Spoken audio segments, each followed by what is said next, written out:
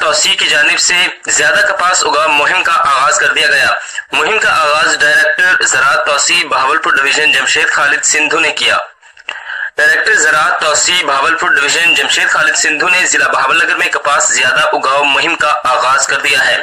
اس سلسلے میں منعقدہ سیمینار سے خطاب کرتے ہوئے توسیع نے کہا ہے کہ کپاس ہماری اہم نقد آور فصل ہے، اس کی زیادہ پیداوار ہمارے ملک کے لیے ہے اور بے حد ضروری ہے۔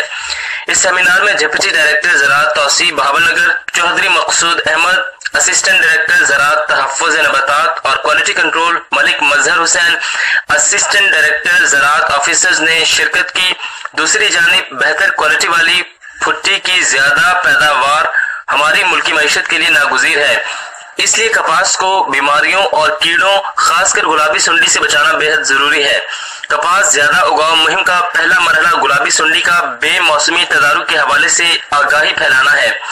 اس سلسلے میں تمام زراعت آفیسرز توسیع گاؤں گاؤں جا رہے ہیں تاکہ گلابی سنڈی کا مؤثر انداز میں تدارک کیا جا سکے۔ زراعت آفیسر توسیع بہاول نگر محمد عامر اقبال نے مواضعات میں کاشتکاروں کو پیغام پہنچایا اور ان کی موجودگی میں چھڑیوں کے ڈھیر الٹ پلٹ کروا کر کچرے کو تلف کروایا۔